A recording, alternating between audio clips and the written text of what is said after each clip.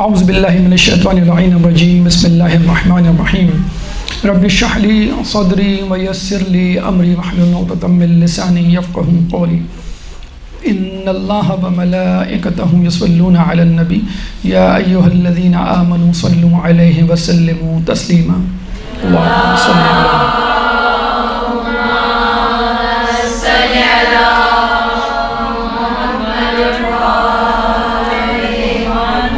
کربلا کے پیغامات کے حوالے سے ہماری گفتگو کا سلسلہ جاری تھا۔ 10 پیغامات پہلی نشست میں آپ کے سامنے پیش کیے گئے، اب بقیہ 10 پیغامات انشاءاللہ آپ کے سامنے پیش کیے جا رہے ہیں۔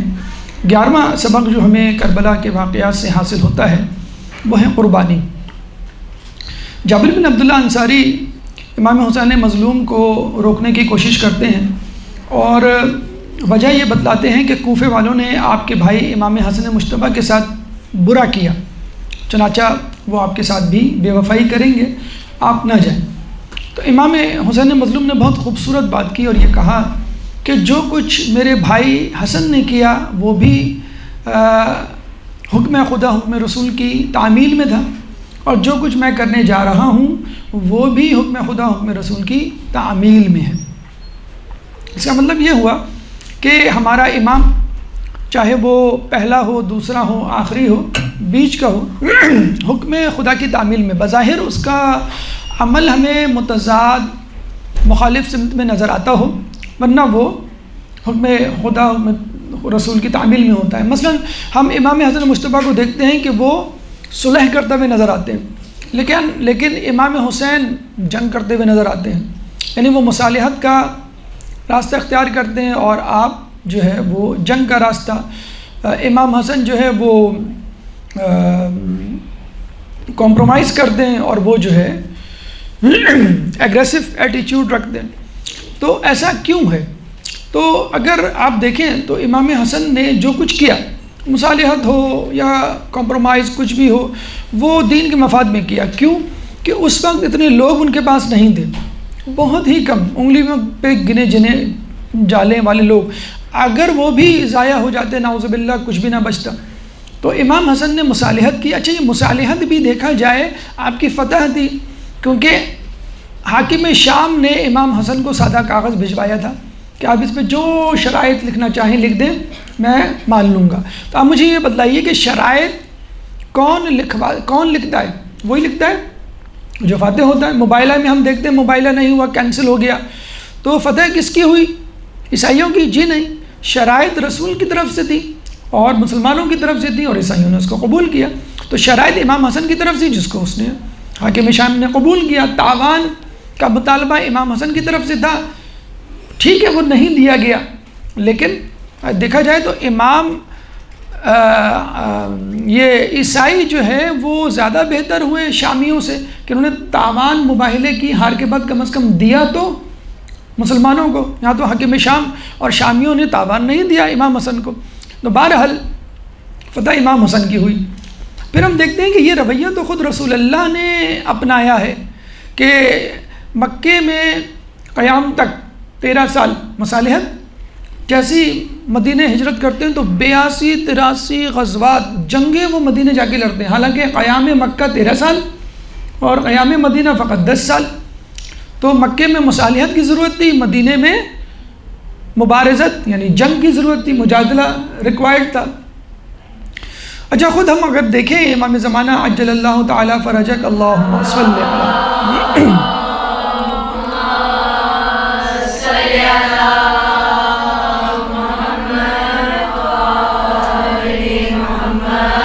جب وہ آئیں گے تو فوراً تلوار لے کر وہ شروع نہیں ہو جائیں گے، بالکل اسی طرح جس طرح رسول اللہ نے کیا، یعنی مکی دور میں مصالحت، تبلیغ زبان سے، اور اس کے بعد جو لوگ نہیں مانیں گے تلوار سے۔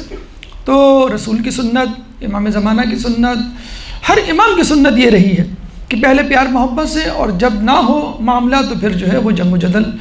تو امام حسن کے دور میں جنگ و جدل کی ضرورت نہیں تھی، مصالحت سے کام چل گیا۔ امام حسین کے دور میں جنگ و جدل کی ضرورت تھی۔ لاجیکلی عام فہم زبان میں اس کو سمجھنے کی اگر آپ وہ کریں کوشش، تو اس طرح کی جیسے فرض کر لیجئے کسی شخص کے پاؤں میں پھوڑا نکل آتا ہے، وہ ڈاکٹر کے پاس جاتا ہے تو ڈاکٹر کیا کہتا ہے؟ بھئی یہ دوا لے لیں، یہ بینڈیج ہے، یہ مرہم ہے، یہ پلاسٹر ہے یہ لگا لیے گا، اس سے کام ہو جائے گا، مطلب کچھ بھی نہیں کرنا ہے آپ کو، چیرا نہیں لگانا، کاٹنا نہیں ہے، کیونکہ زخم اتنا بڑا نہیں ہے۔ آپ جو ہے 1 سال کے بعد جاتے ہیں، ڈاکٹر چلا جاتا ہے، کوئی دوسرا ڈاکٹر آ کے بیٹھ جاتا ہے، تو وہ کہتے ہیں بھائی چیرا لگے گا، اس کو کاٹنا پڑے گا۔ تو آپ کہتے ہیں آپ عجیب ڈاکٹر ہیں، 1 سال پہلے جو ڈاکٹر تھے وہ تو کہہ رہے تھے کہ بھائی میڈیسن سے کام ہو جائے گا، دوا سے کام ہو جائے گا، آپ آپریشن کا کہہ رہے ہیں۔ تو ڈاکٹر کیا کہے گا کہ وہ ڈاکٹر اپنی جگہ صحیح تھا، میں بھی اپنی جگہ صحیح ہوں۔ اس ڈاکٹر کے وقت مرض اتنا بڑھا ہوا نہیں تھا کہ کاٹنا پڑتا، دوا سے کام چل جاتا، لیکن آپ نے احتیاط نہیں کی، دوا استعمال نہیں کی، چنانچہ اب کاٹنے کی، آپریشن کی ضرورت پیش آ گئی ہے۔ تو امام حسن کے دور میں مرض اتنا بڑھا ہوا نہیں تھا کہ تلوار نکالنے کی ضرورت پیش آتی۔ امام حسین کے دور میں مرض اتنا بڑھ گیا تھا کہ ہمیں جو ہے نظر آتا ہے کہ تلوار نکالنے کی ضرورت تھی۔ تو یہ ہے قربانی، کہ جب اس کا وقت آ جائے تو قربانی دینے سے دریغ نہیں کرنا چاہیے۔ قربانی دینے سے پہلے اگر پیار محبت سے، صلح صفائی سے، زبان سے اور مل جل کے محبت و یکانگت سے کام ہو جائے تو فبیہا، موسٹ ویلکم، خوش آمدید، مرحبا۔ لیکن اگر تلوار کی ضرورت پیش آ جائے تو پھر آپ کو 1 انچ بھی پیچھے نہیں ہٹنا چاہیے۔ تو یہ جو ہے 11واں پیغام۔ 12واں پیغام، اچھا پھر ہم خود ان دونوں افراد سید الشباب اہل جنہ کے بارے میں رسول کی حدیث سنتے ہیں کہ الحسن والحسین امامان قوما وقعدا، امام حسن اور امام حسین امام ہیں، دونوں کی دونوں، چاہے قامن کھڑے میں ہوں جنگ کریں، وقعدا یا بیٹھ جائیں یعنی صلح کریں، تو ہر صورت میں۔ تو یہ کہنا نعوذ باللہ، جیسے کہ کچھ لوگوں نے کہا یا مذل المومنین نعوذ باللہ من ذالک، کس کو؟ امام حسن کو، کہ مومنین کو ذلیل کرنے والے، آپ کے بابا امیر المومنین تھے، آپ مذل المومنین کیوں؟ آپ نے جنگ کی، آپ نے جنگ نہیں کی۔ تو امام یہی کہیں گے بھائی جنگ تو میں کرنے جا رہا تھا، میرے لوگوں نے حاکم شام کی رشوت دینے کی وجہ سے میرا ساتھ چھوڑ دیا، تو میں تو تیار تھا، اگر لوگ ہوتے تو میں چلا جاتا۔ تو بہرحال تو ہم یہ کہیں گے کہ امام حسن بھی اپنی جگہ صحیح تھے، امام حسین بھی اپنی جگہ صحیح تھے۔ 12واں پیغام جو کربلا سے ہمیں ملتا ہے وہ ہے انکساری۔ اتنی عظیم شخصیت سید الشباب اہل جنہ، رسول کے نواسے، جناب زہرا کے لخت جگر اور علی مرتضیٰ کے نور نظر، اتنی بڑی شخصیت، اور وہ عام افراد سے بھی اس طرح گھلتے ملتے، عزت و تکریم کرتے کہ جیسے وہ ان کے برابر کی خدا نخواستہ شخصیت ہو۔ مثلا ہمیں یزید بن نبیت ایک شخص کے بارے میں ملتا ہے جو بصرے کے رہنے والا تھا، اس کے 10 لڑکے ہوتے ہیں، سب کے سب جنگجو دلاور۔ وہ امام کی نصرت کے لیے اپنے 2 بیٹوں کے ساتھ عبید اللہ اور عبداللہ بن یزید بن نبیت کے ساتھ نکلتا ہے۔ جب مکہ پہنچتا ہے تو پتہ چلتا ہے کہ امام مکے کو چھوڑ کے ابتحا، دیٹ از نیئر ٹو منا، وہاں پہنچ چکے ہیں۔ اب یہ مکے کو چھوڑ کر ابتحا پہنچتا ہے۔ امام کو خبر ملتی ہے کہ میرا چاہنے والا اپنے 2 بیٹوں کے ساتھ میری نصرت کے لیے مکہ پہنچ گیا ہے۔ تو امام بنفس نفیس خود اپنے قافلے کو چھوڑ کر کہتے ہیں کہ انتظار کرو، میں آتا ہوں۔ مکے آتے ہیں۔ اب اس کو پتہ چلتا ہے کہ امام ابتحا میں ہے، یہ مکہ چھوڑ کے ابتحا چلا جاتا ہے۔ پھر ابتحا آگے پتہ چلتا ہے کہ امام تمہاری تلاش میں مکے گئے ہیں۔ پھر یہ دوبارہ بیچارہ واپس آتا ہے اور بے اختیار امام کو دیکھ کر اس کی زبان سے قرآن کی آیت سورہ یونس غالباً آیت نمبر 15 جو ہے وہ نکلتی ہے کہ بے فضل اللہ و بے رحمتہ فبذلک فلیفرحوا، کہ اللہ کے فضل و کرم سے اور اللہ کی رحمت سے وہ خوش ہوں گے۔ یعنی امام کو دیکھ کر وہ خوش ہو رہا ہے کہ امام جو ہے میرے لیے، میرے استقبال کے لیے آ رہے ہیں۔ اسی طرح علی بن طعان ایک شخص تھا جو کہ ہر کے لشکر کا ایک سپاہی تھا، 1000 کا لشکر تھا یہ ہر کے پاس، جو امام کو روکنے کے لیے آیا تھا کربلا سے آگے، اور پھر کربلا کے مقام پہ روکا گیا تھا امام کو۔ تو علی بن طعان پہلے تو ہر آیا اور اس کا لشکر یعنی 999 افراد، ان کو خوب پانی پلایا گیا، ان کے گھوڑوں کو پانی پلایا گیا۔ پھر علی بن طعان آیا تو وہ ہاپتا کانپتا، سانسیں پھولی ہوئی اکھڑی ہوئی، پیاسا شدید، جب اس کو پانی دیا گیا تو اس سے پانی بھی ٹھیک سے نہیں پیا جا رہا تھا۔ تو امام اس کو کہتے ہیں کہ تم مشک کا دہانہ اچھی طرح پکڑو پھر پانی پیو، لیکن پھر بھی وہ اس کے ہاتھ کپ کپا رہے تھے، تو وہ جو ہے وہ پانی کو بار بار گرا دیتا۔ تو امام نے خود مشک کو ہاتھ میں لیا اور اس کو اپنے ہاتھوں سے بنفس نفیس سیراب کیا۔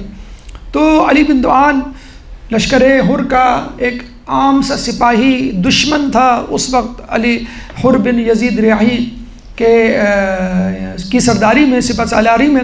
لیکن دیکھیں امام کتنی اہمیت دے رہے ہیں. یزید بن نبید کو بھی اتنی اہمیت دے رہے ہیں، بمناسب نفسی اس کو ریسیو کرنے جا رہے ہیں مکہ. پھر جو ہے علی بن دعان کو اپنے ہاتھوں سے پانی پلا رہے ہیں. پھر ہم کربلا میں دیکھتے ہیں حر آپ کو روکنے والا، بی بی کو رلانے والا، پانی پہ پابندی لگانے والا، میٹنگ بلوانے والا، خط لکھ کر حرملہ یا خولی، عمر سعد، شمر کو بلانے والا، کتنی لمبی فہرست ہے. لیکن جب وہ آتا ہے یا آتے ہیں حر تو امام کیا کہتے ہیں؟ چھوڑ دو، الگ ہو جاؤ، رک جاؤ، میں خود جاؤں گا اس کو ریسیو کرنے، اس کا استقبال کرنے، کیونکہ یہ میرا مہمان ہے. اتنا بڑا گناہ گار، اس وقت تو گناہ گار ہی تھا لیکن توبہ کے ارادے سے آیا تھا. امام نفسی خود گئے اور اس کو انت آخی فی الدنیا والآخرہ یہ تک کہا، بی بی کا رومال جو ہے اس کو دیا.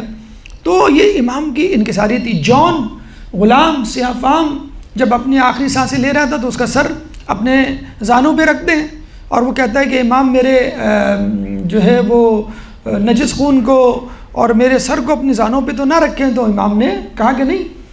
تو امام کے لیے ہر کوئی قیمتی تھا. حر بھی قیمتی تھا، جون بھی قیمتی تھا، یزید بن طائی نبید بھی قیمتی تھا، علی بن طوحان، حبیب ابن مظاہر، عباس علمدار، تمام لوگ اہم تھے. اور یہ ہمیں رسول کی سنت میں ملتا ہے کہ تواضع انکساری. خود مولا علی کے بارے میں ہمیں ملتا ہے کہ خود خلافت کے دور میں ایک یہودی کے ساتھ ہم سفر ہوتے ہیں تو کوفے سے آگے تک چلے جاتے ہیں. تو یہودی کہتا ہے آپ نے تو کہا تھا آپ کوفے کے رہنے والے ہیں. تو امام کیا فرماتے ہیں کہ ہاں میں کوفے کے رہنے والا ہوں، لیکن ہمارے اسلام میں یہ ادب ہے کہ مسافر اگر ہو کسی کے ساتھ ہم رکاب ہو تو تھوڑا سا آگے تک جاؤ. جیسے ہم اپنے مہمان کو گاڑی تک چھوڑنے آتے ہیں، دروازے تک چھوڑنے آتے ہیں، یہ ایک احترام ہوتا ہے جو امام نے اس کے ساتھ روا رکھا. تو یہ انکساری عیسیٰ علیہ السلام کے بارے میں ملتا ہے کہ وہ اپنے حواریوں کے جو ہے وہ پاؤں دھلایا کرتے تھے. تو یہ طریقہ، یہ رویہ، یہ روش ہمیں اپنے چاہنے والوں کے لیے، ہم جو ایک پولیس مین کی طرح، ایک انسپیکٹر کی طرح، ایک ASI کی طرح، ایک جنرل میجر کی طرح، سپاہی کی طرح سختی کرتے ہیں اپنے بچوں کے ساتھ، اپنے بہن بھائیوں کے ساتھ. تو حالانکہ ہم جو نوازشیں اور آسائشیں اور نعمتیں اور ضروریات زندگی فراہم کرتے ہیں اپنے بچوں کو، اپنے بہن بھائیوں کو، اس سے کہیں زیادہ ہیں جو اہل بیت نے دی ہوں گی دنیاوی حوالے سے. لیکن ہم دیکھتے ہیں اہل بیت کے چاہنے والے، ان کے جانثار کتنا ان پہ جان جھڑکتے تھے. تو ہم ایسا کچھ کیوں نہیں کرتے؟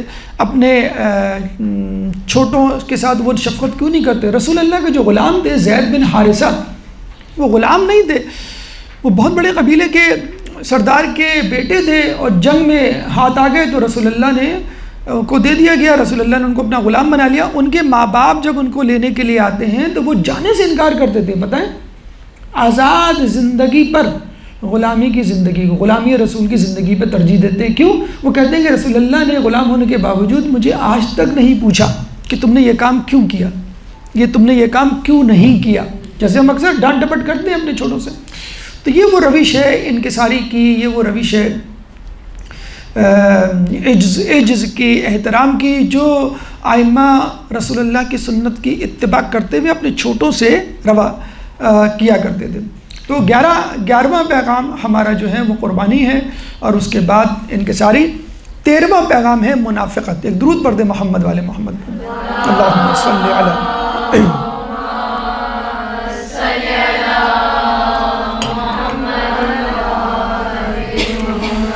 ہم دیکھتے ہیں کہ جب امام حسین مکے سے نکلتے ہیں تو فرزدق نامی شاعر سے ملاقات ہوتی ہے، اور فرزدق شاعر سے وہ کوفے کے حالات پوچھتے ہیں. تو شاعر فرزدق کہتے ہیں کہ قلوبہم معاک وسیوفہم علیک، یعنی ان کے دل تو آپ کے ساتھ ہیں لیکن تلواریں آپ کے اوپر. یعنی ویسے تو وہ دم بھرتے ہیں آپ کا، قصیدے پڑھتے ہیں آپ کا، تعریف کرتے ہیں، لیکن وقت آنے پر آپ کی گردن اڑانے سے دریغ نہیں کریں گے. یہ وہ منافقانہ روش تھی جو کوفیوں کی تھی. اور یہ عجیب معاملہ ہے کہ انسان کب منافق ہو جاتا ہے اس کو پتہ بھی نہیں چلتا.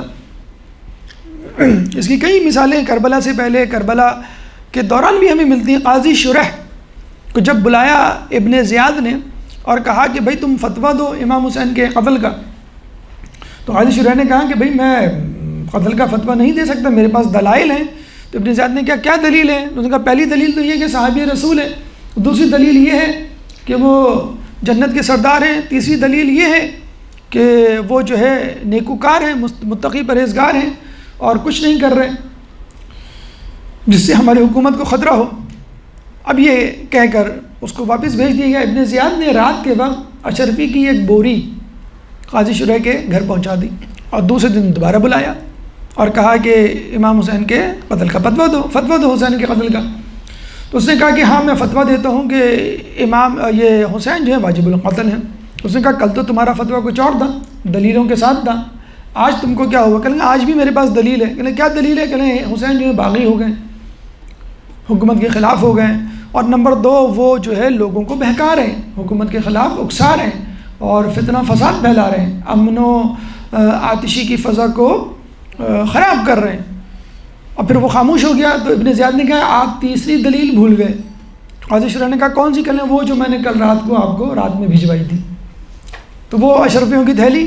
تو آپ دیکھیں ایک دن میں انسان جو ہے وہ منافقت کا روپ دھار لیتا ہے۔ خود عین کربلا میں ہرملہ تیر لیے کھڑا ہے، علی اصغر کی جو ہے وہ چیخیں نکل رہی ہیں، بلک رہا ہے، رو رہا ہے علی اصغر، شہزادہ علی اصغر، اور فوجی اشقیہ بھی رو رہی ہے۔ عجیب لوگ ہیں، تیر ہاتھ میں ہے، کمان میں سے جوڑا ہوا ہے اور منہ پھیر کے رو رہی ہے۔ وہ کسی نے صحیح کہا کہ اگر ہم روتے ہیں اور رونے کے بعد گھر جا کے گناہ کرتے ہیں تو ہم بھی فوجی اشقیہ میں شامل سمجھے جائیں گے، کیونکہ فوجی اشقیہ بھی گریہ کر رہی تھی لیکن اپنے حرام پر، اپنے فاسق قول پر اور عمل پر جمی ہوئی تھی۔ خولی سے کسی نے پوچھا کہ تو سکینہ کے گوشوارے چھین رہا ہے اور رو بھی رہا ہے؟ تو اس نے کیا عجیب جواب دیا، اگر میں نہیں تو کوئی اور چھین لے گا، اور رو اس لیے رہا ہوں کہ یہ خانوادہ اہل بیت کی ایک بچی ہے۔ تو بعض اوقات یہ بھی ہوتا ہے کہ آپ اہل بیت کے ماننے والے بھی ہوتے ہیں، آپ جو ہے وہ امام حسین کو امام بھی کہہ رہے ہوتے ہیں، لیکن اس کے ساتھ ساتھ وہ کام کر رہے ہوتے ہیں جو امام حسین کے مرضی کے، اسلام کے خلاف ہوتے ہیں، جس کے لیے امام نے قربانی دی۔ امام کیا کہتے ہیں، اگر کوئی شخص اپنے وطن میں داڑھی منڈواتا ہے تو گویا ہم پہ چھریاں چل رہی ہوتی ہیں ہمارے دل پہ، یعنی ہم کو وہ تکلیف پہنچا رہا ہوتا ہے۔ تو اس طرح کا کوئی بھی عمل جو حرام ہو، اسلام کے خلاف ہو، جس کے لیے امام نے قربانی دی، امر بالمعروف و نہی عن المنکر، وہی کام ہم کریں۔ تو بعض اوقات انسان کی زبان پر تو ہوتا ہے لبیک یا حسین، لیکن اندر نہیں ہوتا۔ بعض اوقات تو انسان رو رہا ہوتا ہے، پھر انہی آنکھوں سے انٹرنیٹ اور ٹی وی پہ جو ہے وہ گناہ کر رہا ہوتا ہے، کہہ رہا ہوتا ہے کہ میں امام کے ساتھ ہوتا تو یا لیتنی کنت معکم فافوزا فوزا عظیما، میں یہ کرتا، میں وہ کرتا۔ کہتے ہیں ایک شخص یہی کہتے کہتے سو گیا، اس نے خواب میں دیکھا کہ وہ کربلا میں موجود ہیں اور امام ظہر کی نماز پڑھ رہے ہیں اور امام کے آگے وہ کھڑا ہوا ہے کہ جو تیر آ رہے ہیں ان کو اپنے سینے پہ روکے۔ تو کہتے ہیں کہ جب تیر کوئی آتا تو وہ کبھی دائیں طرف ہو جاتا، کبھی بائیں طرف ہو جاتا، یعنی کہ تیروں کو گزرنے دیتا، نعوذ باللہ وہ پیچھے جا کے امام کو لگیں، کسی کو بھی لگیں، اس کو اس کی پرواہ نہیں۔ تو بعض اوقات یہ بھی ہوتا ہے کہ ہم جو ہے کہتے تو ہیں، دعویٰ تو کر رہے ہوتے ہیں، لیکن حقیقت میں جب بھی ہم کوئی گناہ کرتے ہیں اگر ہم شرمندہ ہوتے ہیں تو ایک الگ بات ہے۔ زہیر بن قین کا واقعہ ہے، حر کا واقعہ ہے، مثال ہے ہمارے پاس، بہت سارے جو ہے مثالیں ہیں جس میں لوگ جو ہے وہ پلٹے ہیں، وہ الگ بات ہے، لیکن ہم مصر ہیں تو اس کا مطلب ہے ہمارا شمار بھی فوجی اشقیہ میں ہونا چاہیے۔ بظاہر ہم اپنے آپ کو یا کم از کم کوفیوں میں ہونا چاہیے، الکوفی لا یوفی کہ مصداق جن پہ یہ لیبل لگایا جا سکتا ہے، سب پہ نہیں لگایا جا سکتا لیکن کچھ لوگوں پر بہرحال لگایا جا سکتا ہے۔ تو 11واں سبق جو ہمیں ملتا ہے قربانی، 12واں سبق ہمیں ملتا ہے انکساری، 13واں سبق ملتا ہے منافقت۔ ایک درود پڑھ دیں محمد والے محمد پہ۔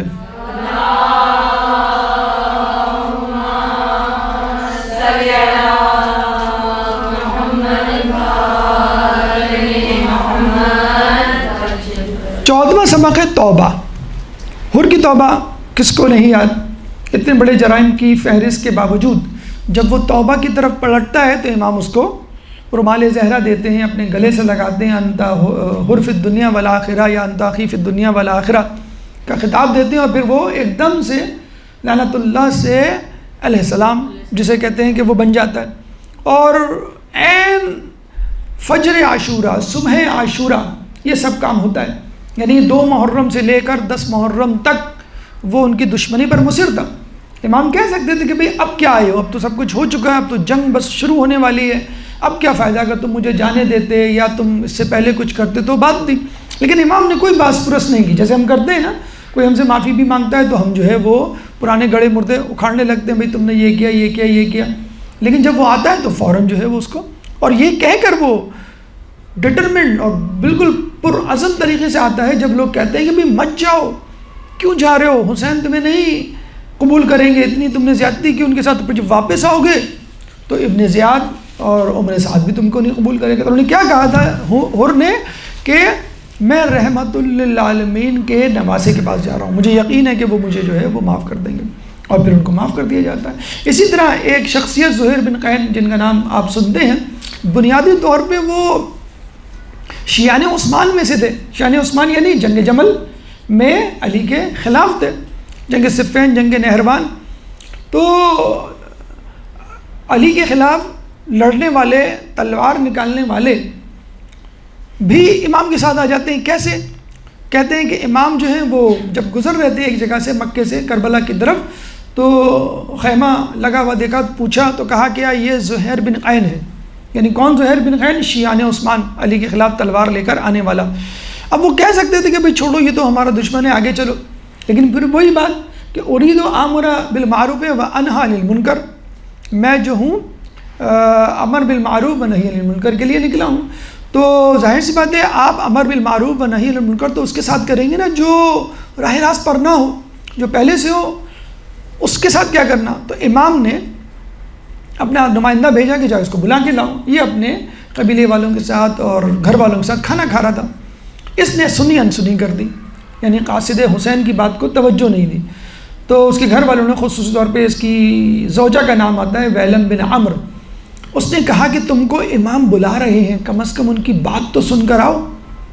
تو اس نے دیکھا کہ تمام لوگ, خصوصی طور پہ میری زوجہ جو ہے, اسے کہتے ہیں نا کہ خواتین کا کردار کربلا میں, تو یہ بہترین جسے کہتے ہیں کہ کردار, تو اپنی بیوی کے کہنے پر جو ہے وہ جاتا ہے, اور جب پلٹتا ہے تو عجیب اس کی صورتحال ہو جاتی ہے. کیا کہتا ہے تمام لوگوں کو کہ بھائی میں جا رہا ہوں امام کے ساتھ, اور تم لوگوں کا میرا کوئی واسطہ نہیں, اگر کوئی چلنا چاہے تو ٹھیک, ورنہ. اچھا اپنی بیگم کو بھی کہتا ہے عجیب کہ میں تمہیں طلاق دے رہا ہوں اور تم جو ہے چاہو تو اپنے گھر. تو بیگم اس کو کہتی ہے کہ تم کو بھیجنے والی تو میں تھی اور تم مجھے ہی چھوڑ کے جا رہے ہو. تو پھر کہتے ہیں کہ وہ اپنی زوجہ کو, ویلن بن عمر کو اپنے ساتھ لے کر جاتا ہے. تو اتنا بڑا جسے کہتے ہیں کہ دشمن ایک دم سے امام کا ساتھ ہو جاتا ہے. کیوں؟ امام کے دل میں اس کے لیے رحمت للعالمین کے نواسے کے دل میں, جس طرح رسول کے دل میں, جس طرح خود اللہ کے دل میں. اللہ تعالیٰ سورہ زمر آیت نمبر 53 چیپٹر 39 ورس نمبر 53 میں فرماتا ہے, قُلْ يَا عِبَادِيَ الَّذِينَ أَسْرَفُوا عَلَىٰ أَنفُسِهِمْ لَا تَقْنَطُوا مِن رَحْمَةِ اللَّهِ إِنَّ اللَّهَ يَغْفِرُ الذُّنُوبَ جَمِيعًا. کہ کہہ دو عبادت گزاروں سے, میرے بندوں سے, جب اسراف کر بیٹھے اپنے نفس پہ, یعنی گناہ کر بیٹھے, تو وہ لا تقنطوا, وہ مایوس نہ ہو من رحمت اللہ, اللہ کی رحمت سے. کیوں کہ اللہ تعالیٰ ان اللہ یغفر الذنوب جميعا, اللہ تعالیٰ تمام گناہوں کا معاف کرنے والا ہے. تو حر اتنا بڑا گناہ گار, حر کے بعد زہیر بن قین اتنا بڑا گناہ گار, تو ہم تو حر اور زہیر جیسے گناہ گار نہیں ہیں. تو ہم یہ کیوں نہیں سوچتے کہ ایام عزا ہیں, ایام محرم ہیں, مجالس میں ہم بیٹھے ہوئے ہیں, کیوں نہ ہم اپنے گناہوں کی معافی مانگیں. ایام عزا گزرنے سے پہلے حر کی طرح, زہیر بن قین کی طرح امام کے ساتھ آ جائیں اور مایوسی کو چھوڑ دیں. تو یہ وہ توبہ ہے کہ جس کے لیے انسان کو تیار رہنا چاہیے. اور یہ ایام کربلا کے واقعات سننے کے بعد بہترین وقت ہے انسان اپنی توبہ جو ہے وہ کرے, گناہوں سے معافی مانگے. تو 15واں جو پیغام ہمیں اب ملتا ہے وہ ہے حقیقی فائدہ. زہیر بن قین, یہی زہیر بن قین جب آ کے کہتے ہیں کہ بھئی میں امام کے ساتھ جا رہا ہوں, you go your way me go my way, mind your own business, ہم ہمارے راستے علیحدہ ہیں. تو یہی زہیر بن قین سلمان فارسی کا ایک قول نقل کرتے ہیں کہ ایک دفعہ ہم فلاں جنگ میں تھے, تو سلمان فارسی نے ہم کو جب دیکھا جنگ کے بعد ہم مال غنیمت سمیٹ رہے ہیں, تو وہ ہمارے پاس آئے, کہنے لگے کہ تم لوگ بہت خوش ہو مال غنیمت سے. تو ہم نے کہا ہاں کیوں نہیں خوش، ہمیں فتح ملی ہے، مال غنیمت ملا ہے۔ تو سلمان فارسی نے ہم سے کہا کہ تم دیکھنا ایک دن ایسا آئے گا کہ اتنے خوش ہوگے کہ جب تم امام حسین کی سرکردگی میں جہاد کرو گے اور تم کو جو مال غنیمت ملے گا اس سے کہیں زیادہ بہتر ہوگا۔ تو وہ مال غنیمت کیا ہے؟ بہشت بری، اعلی علیین، جنت الفردوس، پڑوس اہل بیت۔ تو حقیقی فائدہ وہ مال غنیمت نہیں ہے جو عموماً آپ سمیٹتے ہیں، کیونکہ وہ سمیٹنے والے تو امام کا ساتھ چھوڑ گئے، وہ سمیٹنے والے تو جنگ احد میں رسول کا ساتھ چھوڑ گئے، وہ سمیٹنے والے تو جنگ حنین میں رسول کا ساتھ چھوڑ گئے۔ اللہ تعالیٰ فرماتا ہے استسعدون علی بلا تلؤون علی عہدی ورسول یدعوکم فی اخراکم، جنگ احد میں کہ تم جو ہے پیچھے پلٹ کے نہیں دیکھتے تھے، رسول تم کو آوازیں دے رہے تھے۔ اس طرح سورہ توبہ آیت نمبر 25 میں فرماتا ہے لقد نصرکم اللہ فی مواطن کثیرۃ ویوم حنین اذ اعجبتکم کثرتکم فلم تغن عنکم شیئا وضاقت شیئا علیکم الارض بما رحبت ثم ولیتم مدبرین، کہ اللہ تعالیٰ نے بہترین مقامات پر تمہاری مدد کی ہے۔ لقد نصرکم اللہ فی مواطن کثیرۃ ویوم حنین، اور یوم حنین کے دن، کس دن؟ اذ اعجبتکم کثرتکم فلم تغن عنکم شیئا وضاقت علیکم الارض، کہ جب تمہیں غرہ تھا، تکبر تھا اپنی کثرت پہ، بہت کثیر تعداد میں تھے، لیکن یہ کثرت تمہارے کم نہیں آئی۔ وضاقت فی الارض، اور وہ زمین تنگ ہو گئی باوجود اپنی وسعت کے، بما رحبت ثم ولیتم مدبرین، اور پھر تم پیٹ پھیر کے بھاگنے لگے۔ اس وقت ابن عباس فرماتے ہیں کہ مجھے قرآن کی یہ آیت سمجھ میں آئی، سورہ بقرہ آیت نمبر 152، کہ منکم من یرید الدنیا ومنکم من یرید الآخرہ، کہ تم میں سے کچھ لوگ دنیا کے طلبگار ہیں اور کچھ لوگ آخرت کے طلبگار ہیں۔ تو جنگوں میں شرکت کرنے والے ضروری نہیں کہ اپنی جان کو داؤ پہ اس لیے لگا رہے ہوں کہ کچھ حاصل ہو، اللہ کی رضا حاصل ہو، مال غنیمت کے لیے بھی جو ہے وہ لوگ آتے ہیں۔ تو حقیقی فائدہ وہ فائدہ ہے جو آخرت میں آپ کو ملے گا، یہ فائدہ نہیں جو دنیا کی صورتوں میں آپ کو ملتا ہے۔ پھر اس کے بعد 16واں فائدہ، 16واں پیغام کربلا کیا ہے؟ لا اکراہ فی الدین، دین میں کوئی جبر نہیں ہے۔ ہم دیکھتے ہیں کہ جب مسلم بن عقیل کی شہادت کی خبر آتی ہے، جب مسلم بن عقیل کا خط آتا ہے جو شہادت کے بعد امام کو ملتا ہے، تو امام سب کو بلا کر خطبہ دیتے ہیں اور واضح طور پہ کہہ دیتے ہیں کہ میں تمہاری جو ہے وہ تمہارے اوپر سے بیعت ہٹا رہا ہوں۔ اب حالات مختلف ہیں، اب صورتحال یہ ہے کہ پورا کوفہ ہمارے خلاف ہو گیا، بلکہ لوگوں نے بھی بتایا تھا کہ جب ہم آ رہے تھے تو ہم نے مسلم بن عقیل اور حانی بن عروہ کی لاشوں کو دیکھا جو کہ کوفے کی گلیوں میں گھسیٹی جا رہی تھیں، تو آپ نہ جائیں۔ اب سچویشن بالکل 180 ڈگری تبدیل ہو گئی تھی، اور اب قتل، شہادت، مرنا یقینی تھا۔ تو ظاہر سی بات ہے لوگوں نے پھر کھسکنا شروع کیا، کہتے ہیں کہ امام کا خطبہ ختم نہیں ہوا اور لوگ جو ہے وہ امام کا، کافی لوگ ساتھ چھوڑ گئے تھے، کافی لوگ تھے، کیونکہ ان کو یقین تھا یہ حیدر کرار غیر فرار کے بیٹے ہیں، خیبر شکن کے بیٹے ہیں، خندق و خیبر میں فتح حاصل کرنے والے کے بیٹے ہیں، تو یہ بھی فتح حاصل کریں گے، جب فتح حاصل کریں گے تو ہمیں مال غنیمت ملے گا۔ لیکن اب یقین ہو گیا، اور امام نے بھی بتا دیا دیکھو فتح تو یقینی نہیں ہے، شکست یقینی ہے، شکست یعنی ظاہری شکست، اور قتل اور شہادت ہمارے ذمے، اب تمہاری مرضی ہے۔ تو جو چھوڑ کے جانے والے تھے وہ چھوڑ کے چلے گئے۔ اچھا، اسی امام نے پھر لوگوں کو ایک مرتبہ دوبارہ شب عاشور چراغ بجھا کر کہا تھا جو جانا چاہے چلے جاؤ، یعنی ایک تو سفر کے دوران کہا، اس میں چلے گئے کافی لوگ، پھر کربلا میں بھی کہا بھائی اب میں ایک اور چانس دیتا ہوں اور چراغ بجھا دیتا ہوں تاکہ تمہیں شرمندگی نہ ہو کہ لوگ کیا کہیں گے اور لوگوں کو کس طرح میں فیس کروں گا۔ لیکن اس وقت نہیں گئے جب امام نے کہا کہ مجھ کو میرے نانا یا میرے بابا سے بہتر لوگ ملے ہیں۔ تو اس کا مطلب کیا ہوا کہ امام کے ساتھ جو کربلا میں لوگ تھے وہ بہترین لوگ تھے۔ ہاں، اس سے پہلے کہ لوگ آئے اور پھر لوگ چلے گئے، کچھ لوگ روک رہے تھے، کچھ لوگ مخالفت میں تھے، ہنس رہے تھے، نعوذ باللہ۔ جب یہ کہا جاتا ہے کہ غدیر عوام کی کربلا ہے اور کربلا خواص کی غدیر ہے، غدیر میں بیعت کی گئی لیکن توڑ دی گئی، کربلا میں بیعت اٹھا لی گئی لیکن پھر بھی لوگ نہیں گئے۔ غدیر میں لوگوں نے مبارکباد دی، بیعت کی علی کی بطور مولا، اور لاکھ میں سے چند 100 بھی نہیں ملتے جنہوں نے وہ بیعت قائم رکھی. وہ عوام کی کربلا تھی، یعنی عوام، عام آدمی جن کا ایمان مکمل نہیں تھا، ناقص تھا. اور کربلا میں جن لوگوں نے بیعت کی، ایسی بیعت کی کہ امام کہہ رہے ہیں بھائی جا سکتے ہو، کوئی بات نہیں، میں نہیں مائنڈ کروں گا، نہیں برا بناؤں گا، لیکن لوگ کہتے ہیں کہ نہیں ہم نہیں جائیں گے. تو کربلا خواص کی غدیر ہے. خواص کی غدیر یعنی ایسے خاص لوگ جنہوں نے بیعت کی اور آخر وقت تک اس پر قائم رہے. یہ ہے لا اکراہ فی الدین. ایک درود پڑھتے ہیں محمد و آل محمد بھی. اللہم صلی علی.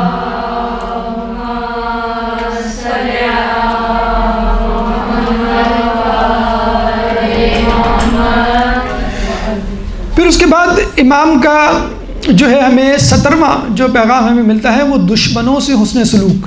آپ نے دیکھا حر کے ساتھ کیا سلوک کیا. جب وہ آیا تو اس کو پانی پلایا، اس کے گھوڑوں کو پانی پلایا، اور جب وہ صبح عاشورا آیا تو کہا کہ ہمیں افسوس ہے کہ جب تم پہلی مرتبہ آئے تھے تو ہم نے تمہارے گھوڑے کو بھی پانی پلایا تھا، آج تمہیں 2 گھونٹ دینے کے لیے نہیں ہے. اسی طرح ایک شخص تھا عبداللہ بن حر جعفی، جو کہ زہیر بن قین کی طرح شیعان عثمان میں سے تھا، علی کا دشمن تھا، علی کے خلاف جنگوں میں شرکت کر چکا تھا. بالکل زہیر بن قین والی سچویشن. امام اس کے پاس بھی حجاج بن مسروق کو بھیجتے ہیں کہ جاؤ اس کو دعوت دو، بلاؤ، میں بات کرنا چاہتا ہوں. وہ نہیں آتا. امام خود بنفس نفیس جاتے ہیں اور اس کو کہتے ہیں کہ بھائی تم نے بہت گناہ کیے، رہزنی میں، ڈکیتیوں میں، غارت گری میں بہت مشہور تھا وہ، اور دور دراز اور راستوں میں وہ چھپا بیٹھتا تھا اور شب خون مارتا تھا قافلوں پر. تو اس نے کہا امام میں نہیں آ سکتا کیونکہ مجھے یقین ہے کہ آپ نہیں جیتیں گے اور کوفے والے تمام کے تمام آپ کے خلاف ہیں، تو میں تو نہیں جا سکتا، آپ میرا گھوڑا لے لیں. یہ گھوڑا ایسا تیز ہے کہ کبھی اس نے مجھے دغا نہیں دی. تو امام نے صاف کہہ دیا نہ ہمیں تمہارے گھوڑے کی ضرورت ہے، نہ تمہاری ضرورت ہے، لیکن یہاں سے کہیں دور چلے جاؤ، اتنی دور چلے جاؤ کہ جب میں استغاثہ بلند کروں تو تمہیں میری آواز نہ پہنچے، کیونکہ اگر تمہیں آواز، بلکہ کسی کو بھی میری آواز پہنچی اور وہ میری مدد کو نہیں آیا تو وہ گمراہ ہو گیا، یعنی وہ جہنم میں جائے گا اور وہ نیست و نابود ہوگا جس نے میری مدد نہیں کی مجھے دیکھتے ہوئے. کہتے ہیں کہ یہ جو شخص تھا عبداللہ بن حر جعفی، پھر کربلا کے بعد یہ کافی عرصے زندہ رہا. کہتے ہیں وہ شعر پڑھتا رہتا تھا اور اپنے آپ کو لعنت ملامت کرتا تھا. عمر بھر اس کو افسوس رہا کہ کاش میں امام حسین کا ساتھ دے دیتا. تو زہیر بن قین جیسے لوگ بھی تھے جنہوں نے توبہ کی، فوراً آ گئے، اور عبداللہ بن حر جعفی جیسے لوگ بھی تھے کہ جنہوں نے توبہ نہیں کی اور ہمیشہ کے لیے وہ مایوس ہو گئے. پھر 18واں سبق جو ہمیں کربلا سے ملتا ہے، ایک درود پڑھتے محمد والے محمد پہ. اللہم صلی علی محمد والے محمد.